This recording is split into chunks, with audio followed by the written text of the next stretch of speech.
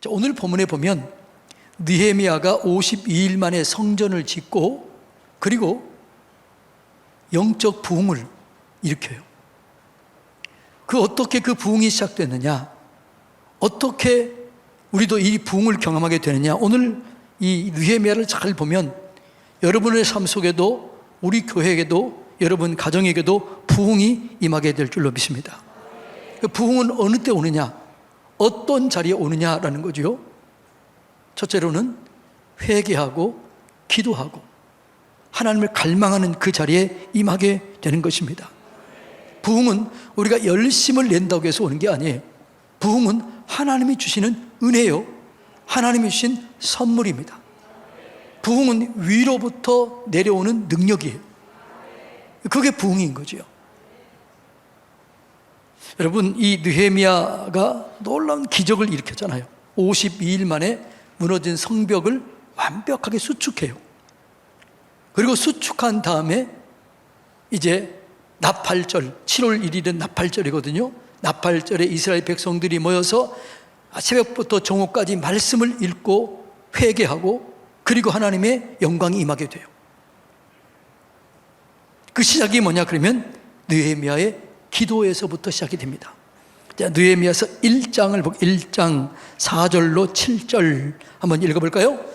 내가 이 말을 듣고, 자, 이 말을 듣는다는 얘기는 뭐냐 그러면 예루살렘 성벽이 무너지고 성은 무너지고 성벽도 무너지고 많은 어린아이와 여자들이 보호를 받지 못하고 어려움을 당하고 있다는 얘기를 듣고, 거기 이제 그때부터 시작되면 듣고 앉아서 읽어볼까요? 울고 수일 동안 슬퍼하며 하늘의 하나님 앞에 금식하며 기도하며, 그 다음에요, 이르되 하늘의 하나님 여호와 크고 두려우신 하나님이시여 주를 사랑하고 주의 계명을 지키는 자에게 언약을 지키시며 긍휼을 베푸시는 주여 간구합니다, 기도합니다, 이렇게 나와요. 그 다음에요, 이제 종이 주의 종들인 이스라엘 자손을 위하여 주야로 기도하오며 우리 이스라엘 자손이 주께 범죄한 죄를 자백하오니 주는 귀를 기울이시며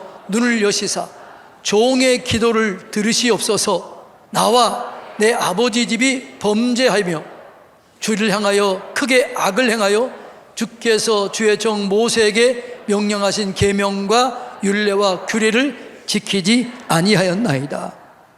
그러니까 이 느헤미야의 부흥은 어떻게 해요? 기도했다는 거예요. 금식하며 기도하며 간구하며 부르짖어 기도하면서 하나님, 나와 내 아버지 집이 죄를 지었습니다. 말씀대로 살지 못했습니다. 그때 하나님의 영광이 임하는 거죠. 그리고 그 부흥회 때 느헤미야가 쓰임받게 되었던 것을 볼 수 있습니다. 여러분, 하나님의 부흥은 언제나 똑같아요. 회개하고 간절히 부르짖어 기도할 때 하나님이 들으시고 역사하는 거예요. 하나님께서 이스라엘 백성들을 출애굽시킵니다. 그 출애굽을 시킬 때 그때 어느 때 출애굽을 하나님 결정하십니까? 자, 출애굽기 3장 7절 한번 읽어볼까요? 여호와께서 이르시되 내가 애굽에 있는 내 백성의 고통을 분명히 보고 그들의 감독자로 말미암아 부르짖음을 듣고 근심을 알고, 그러니까 고통을 보기는 했어요. 그런데 봤을 때 임한 게 아니고 뭐라고요? 그들의 부르짖음을 듣고, 기도가 찬 거죠. 그 기도를 듣고 하나님이 근심을 알고 역사해서 출애굽을 결정하신 거예요. 여러분, 항상 하나님은 우리의 기도를 들으시고 그 기도 응답으로 역사하시는 거예요.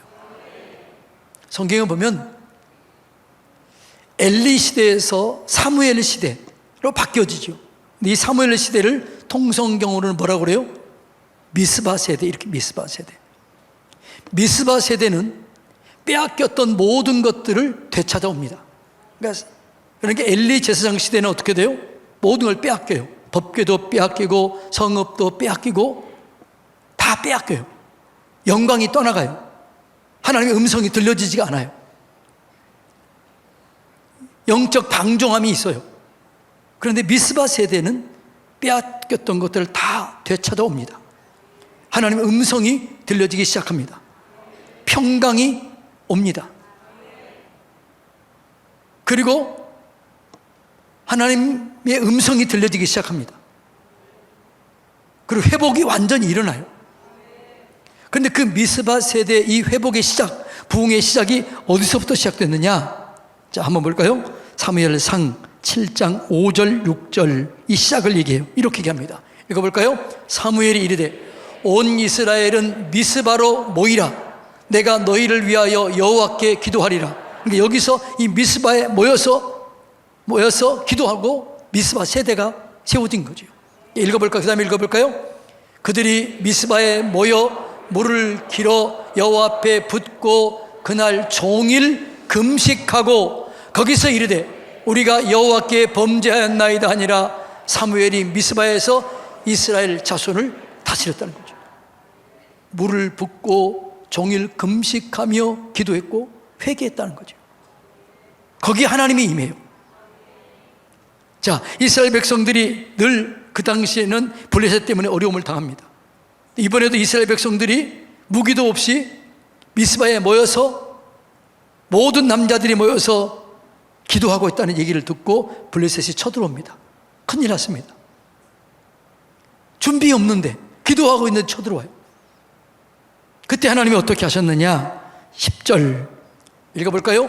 사무엘이 번제를 드릴 때 블레셋 사람이 이스라엘과 싸우려고 가까이 오매 그날에 여호와께서 블레셋 사람에게 큰 우레를 발하여 그들을 어지럽게 하시니 그들이 이스라엘 앞에서 패했다는 거죠. 내성 병력이 치는 거예요. 비도 오지 않았는데도 우레를 발하는 거예요. 하늘에서 번개가 치고 하늘에서 그들을 흩어져 버린 거예요. 그래서 이겼다는 거죠. 마지막 결과는 어떻게 됐느냐? 14절 읽어볼까요? 블레셋 사람들이 이스라엘에게서 빼앗았던 성읍이 에그론에부터 가드까지 이스라엘에게 회복되었다는 거죠. 그러니까 모든 것들이 회복이 돼요. 법궤도 돌아오게 되고 땅도 회복이 되고 말씀이 회복이 되고 은혜가 회복이 되고 영적 각성이 일어나요. 이 시작이 뭐라고요? 미스바 금식 기도에서부터 시작되었다라는 것입니다. 여러분, 우리가 기도하면 하나님 우리의 기도를 들으시고 고쳐주시고 회복시켜주시고 은혜를 주실 줄로 믿습니다. 이 부흥에 그렇게 잘 준비하시기를 주님의 이름으로 축복합니다. 자, 오순절 성령 강림은 이 땅에 가장 귀중하고 복된 축복의 날이었습니다. 그런데 이 오순절 마가의 다락방에 성령의 불이 어떻게 임했느냐? 이 불이 임하도록 어떻게 준비했느냐? 자, 한번 볼까요? 사도행전 1장 14절 한번 읽어볼까요? 여자들과 예수의 어머니 마리아와 예수의 아우들과 더불어 마음을 같이하여 오로지 기도에 힘썼다. 그러니까 그전 성경에는 뭐라고 그래요? 전혀 기도에 힘썼다. 다른 것 하지 아니하고 오직 날짜를 보면 열흘 동안 예수님이 40일 동안 부하로 40일 동안 있잖아요. 그리고 50일째 들어오잖아요. 그러니까 열흘 동안 그들은 전심으로 오직 기도에 매달린 거예요. 그들의 기도가 찼을 때 그때 하나님이 어떻게 임했느냐? 자, 사도행전 2장 1절로 4절 한번 읽어볼까요? 오순절 날이 이미 이름에, 이 말은 무슨 말? 기도가 찼다는 거죠. 이미 이름에 그들이 다 같이 한 곳에 모였더니 호련히 하늘로부터 급하고 강한 바람 같은 소리가 있어 그들이 앉은 온 집안에 가득하며 마치 불의 혀처럼 갈라지는 것들이 그들에게 보여 각 사람 위에 하나씩 임하여 있다. 와, 지금 이렇게 앉아 있으면요, 여러분 머리 위에 하나씩 성령의 불이 임해요. 모든 사람 위에 성령의 불이 임했다는 거죠. 그리고요, 그들이 다 성령의 충만함을 받고 성령이 말하게 하심을 따라 다른 언어들로 말하기를 시작하니라. 그러니까 성령이 충만하게 되고 회복이 일어나는데 어떻게 해요? 원망, 불평이 사라집니다. 거짓이 사라집니다. 성령의 말하게 하심을 따라 축복하며 감사하며 그리고 미래를 예견합니다. 기적을 선포합니다. 이런 능력이 어디서부터 시작됐다고요? 기도에서부터 시작되었다라고 말합니다. 여러분, 힘들고 어려울 때는 하나님이 기도의 자리에 초청하는 거예요. 기도해라. 와서 기도해라. 그 기도의 자리에 초청하면, 가서 기도하면, 간절히 기도하면 역사를 이루게 되는 것이죠. 그런데 기도가 차야 이루어지는 거죠. 그래서 여러분들 힘들고 어려울 때 작정하며 기도하며, 때로는 금식하며 기도하며, 때로는 연합하며 기도할 때 이 놀라운 기도 역사가 이루어지게 되는 것이지요. 여러분 힘들고 어려울 때, 가정이 힘들고 어려울 때, 사업장이 힘들고 어려울 때, 그때 어떻게 해야 돼요? 마음을 모아서 함께 기도해야 되는 거죠. 하나님은 두세 사람이 모여서 기도하면 반드시 역사하십니다. 예수님께서 이렇게 얘기를 해요. 자, 마태복음 18장 19절로 20절 읽어볼까요? 진실로 다시 너희에게 이르노니 너희 중에 두 사람이 땅에서 합심하여 무엇이든지 구하면 하늘에 계신 내 아버지께서 그들을 위하여 이루게 하시리라. 그러니까 두세 사람이 모여서 기도하면 하나님 아버지께서 응답해 주신 거예요. 예수님은 어떻게 하시냐? 20절, 두세 사람이 내 이름으로 모인 곳에는 나도 그들 중에 있느니라. 여러분이 어떤 문제를 만났을 때 가정에서 남편과 아내가 기도하고 부모와 자녀들이 함께 기도하면 하나님이 거기 계십니다. 예수님이 계십니다. 성령님이 계십니다. 반드시 응답해 주실 줄로 믿습니다. 이게 주님의 약속이에요. 믿습니까? 그래서 이 기적을 겪으면서 어떻게 해요? 일어서는 거죠. 영적 근육이 커지는 거죠. 살아계신 하나님을 간증하게 되는 거죠. 이런 일들이 여러분 가운데 있어지게 되기를 주님의 이름으로 축복합니다. 두 번째, 말씀을 갈망해야 돼요. 말씀을 사모하시기를 바랍니다. 자, 느헤미야 시대의 부흥 어떻게 됐느냐? 8장 1절 한번 볼까요? 이스라엘 자손이 자기들의 성읍에 거주하였더니 7째 달에 이르러 모든 백성이 일제 수문 앞 광장에 모여 학사 에스라에게 여호와께서 이스라엘에게 명령하신 모세 율법책을 가져오기를 청하매. 자, 누가 청해요?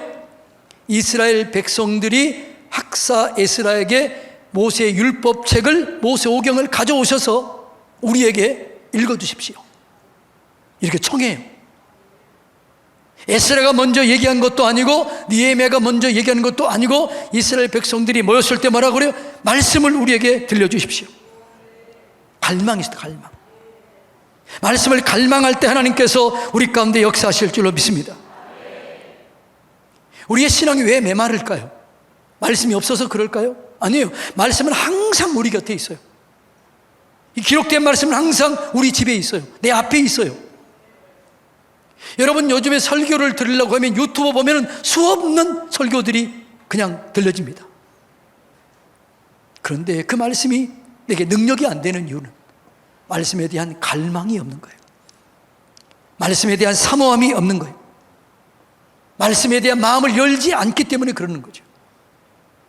말씀에 마음을 여세요. 갈망하세요. 그 말씀이 우리에게 들려오게 될 줄로 믿습니다. 말씀을 존중해야 돼요. 말씀을 귀하게 여겨야 돼요. 이들이 얼마나 말씀을 존중했느냐? 자, 느헤미야 8장 5절 읽어볼까요? 에스라가 모든 백성 위에 서서 그들의 목전에 책을 펴니 책을 펼 때에 모든 백성이 일어서니라. 근데 일어서서 말씀을 들었는데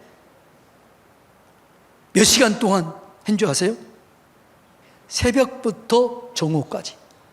놀래주세요. 최소한 6시간이에요. 새벽부터 정오까지 일어서서 그 말씀을 들어요. 그리고 그 말씀을 듣고 나중에 보면은 회개가 일어나요. 거기 하나님의 능력이 임하게 되고 권능이 임하게 되는 것이지요. 여러분, 하나님의 말씀을 들을 때 정보로 들으면 안 돼요. 종교적인 조금 내 유익을 얻기 위해서 들으면 안 돼요. 말씀을 들을 때 하나님의 음성으로 들어야 될 줄로 믿습니다. 하나님의 말씀으로 들어야 그 들려지게 되는 거예요. 데살로니가 교회가 놀란 은혜를 경험했는데 그 은혜 가운데 부흥을 경험했던 이유를 이렇게 얘기합니다. 데살로니가 전서 2장 13절 읽어볼까요? 이러므로 우리가 하나님께 끊임없이 감사함은 너희가 우리에게 들은 바 하나님의 말씀을 받을 때에 사람의 말로 받지 아니하고 하나님의 말씀으로 받았다. 할렐루야. 강단에서 말씀을 선포할 때 오늘 부흥 강사님이 말씀을 선포하실 거예요. 제가 이렇게 기도했어요. 하나님, 강사님에게 말씀을 주시옵소서. 제가 무슨 말씀 저는 한 번도 얘기하지 않았어요. 성령의 감동을 따라 말씀을 준비하게 하시고 그 말씀을 주시옵소서. 그 말씀을 누구의 말로 들어야 돼요? 하나님의 말씀으로 들을 때 그 말씀이 들려지게 되고 그 말씀이 내게 변화를 가져오게 되는 거죠. 그때 기적이 일어나게 되는 줄로 믿습니다. 늘 하나님의 말씀이 강단에서 선포될 때 사람의 말로 듣지 말고 목사의 말로 듣지 말고 하나님께서 여러분에게 주신 그 말씀으로 들을 때 변화가 일어난 거예요. 역사가 일어나게 되는 것이죠. 예. 말씀을 어떻게 대하느냐, 이게 달라지는 거죠. 기도 응답을 5만 번 응답받았던 분 목사님이 누구예요? 조지 뮬러 목사님. 이분이 이렇게 간증합니다. 그분이 성경을 읽을 때는 처음에는요 아무런 느낌, 감동이 별로 없었다는 거죠. 그런데 어느 날은 이 마음속에 이런 생각이 들어요. 내가 이렇게 읽어서는 안 되겠다. 그리고 이렇게 생각합니다. 나는 말씀을 읽을 것이 아니라 말씀으로 통해서 하나님을 만나리라. 읽는 것에서 끝나진 게 아니고 말씀을 통해서 하나님을 만나리라. 그리고 성경 읽는 법을 바꿉니다. 성경을 읽다가 마음에 와닿는 구절이 딱 느껴지면 멈추고 성경책 위에 손을 꼽고 하나님, 이 말씀이 내게 이루어지게 하여 주시옵소서. 이 말씀이 하나님의 말씀인 줄로 믿습니다. 내가 이 말씀을 경험하기를 원합니다. 그러면서 그는 이렇게 얘기를 해요. 그 순간 말씀이 살아 움직이기 시작했다. 성경은 더 이상 책이 아니라 하나님과 대화의 시간이 되었다는 거죠. 말씀을 사모하시기 바랍니다. 그때 하나님의 영광이 임하게 되는 것이지요. 그 다음에 여러분, 시간을 구별해서 드려야 돼요. 자, 오늘 8장 2절 한번 읽어볼까요? 일곱째 달 초하루에 제사장 에스라가 율법책을 가지고 회중 앞에 섰다는 거죠. 그럼 일곱째 달이 중요해요. 일곱째 달이 그냥 7월이 아니에요. 우리나라 7월이 아니에요. 일곱째 달은 티슈리라고 하는 이스라엘에서 가장 중요한 달입니다. 이 날은 7월 1일은 나팔절이에요. 7월 10일은 대속죄일이에요. 7월 15일은 초막절이 시작돼요. 그러니까 레위기 23장에 보면 23절부터 43절까지 보면 이 얘기가 나와요. 이 7월 달은 가장 귀중한 절기가 있는 달인데 그 중에 7월 1일이 뭐라고요? 나팔절. 모든 일을 멈추고 하나님의 말씀을 듣기로 작정하는 날이에요. 하나님의 말씀을 듣고 회개하기로 작정한 날이에요. 나팔을 불어서 영혼을 깨우는 날이에요. 시간 구별했다는 거죠. 우리가 부흥회를 준비할 때 이런 사람이 있어요. 시간이 없어서요. 남는 시간을 드리겠다는 거잖아요. 하나님은 남는 시간이 아니라 가장 귀중한 시간을 구별해서, 가장 중요한 시간을 구별해서 드릴 때 하나님께서 우리 일을 붙잡아 주실 줄로 믿습니다. 하나님을 귀중하게 여길 때 하나님이 귀중한 것을 주게 되는 거지요. 그래서 성경은 뭐라고 그래요? 나를 사랑하는 자들이 나의 사랑을 입으며 나를 간절히 찾는 자가 나를 만나게 된다. 그래서 신앙은요, 시간은요, 부스러기 들면 안 돼요. 구별해서 시간을 내어서 가장 바쁜 그 시간 하나님께 드리면 하나님께서 책임을 져 주실 줄로 믿습니다. 부흥회는 뭐예요? 하나님을 만나기로 작정하는 시간이, 구별하는 시간이 되어야 될 줄로 믿습니다. 하나님 온전히 주인으로 모시기를 주님의 이름으로 축복합니다. 그럼 주님을 주인으로 모시면 어떤 일이 있나요? 주님을 주인으로 모시면 모든 고난과 환난과 역경을 이기게 되는 거예요. 주님을 주인으로 모시면 주님이 예비해 놓으신 상급을 얻게 돼요. 주님을 주인으로 모시면 예수님의 것이 다 내 것이 된다고 그랬어요. 얼마나 좋아요. 이 부흥회가 그런 시간으로 준비해야 돼요. 그런데 우리 교회 말고 다른 동네는요, 부흥회가 시작되면 절대로 나는 은혜 받지 않으리라, 이렇게 아주 마음을 닫아버린 사람이 있대요. 우리 동네 말고 다른 동네요. 왜 그러냐 물어봤더니 은혜 받으면 헌신해야 되고, 은혜 받으면 충성해야 되고, 은혜 받으면 그렇게 살아야 되니까 은혜 받지 않기로 작정한다는 거예요.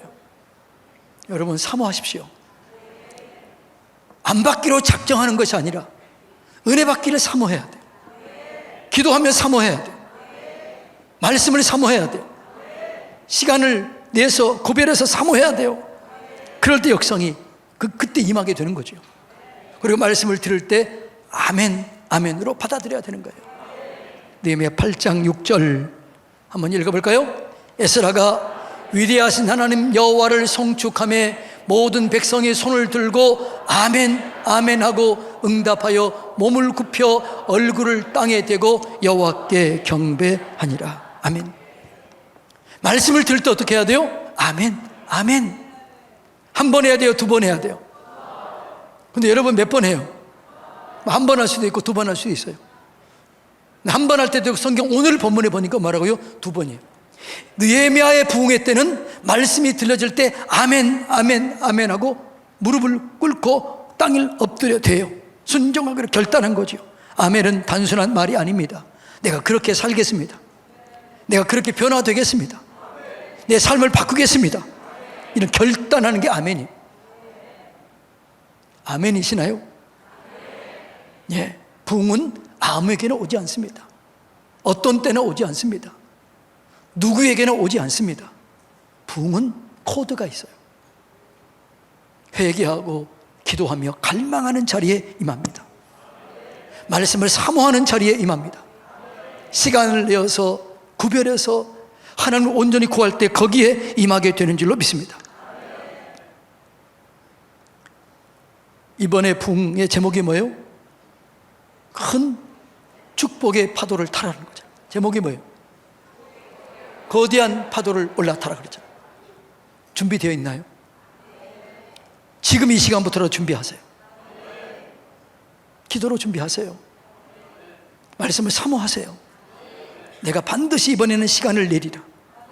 근데 이렇게 많은 사람이 있는데 이 2부에도 많잖아요. 그런데 부흥회가 되면요, 요 밑에 정도밖에 안 차요. 가득 차시기 바랍니다. 이번 부흥성회를 여러분의 성회로 만드시길 바랍니다. 그럼 주님께서 이미 예비해 놓고 계셔요. 말씀이 예비되어 있어요. 아멘으로 받을 때 여러분의 삶 속에 기적이 일어나게 될 줄로 믿습니다. 사랑하는 성도님 여러분, 하나님 우리에게 부흥을 주기를 원하셔요. 여러분의 삶이 회복되기를 원해요. 여러분의 삶 속에 기적이 일어나기를 원해요. 치유가 일어나기를 원해요. 부흥회를 기대하십시오. 준비하십시오. 기도로 준비하고 말씀을 사모함으로 준비하고 이번 시간을 어떻든지 내세요. 영광을 경험하시기를 주님의 이름으로 축복합니다.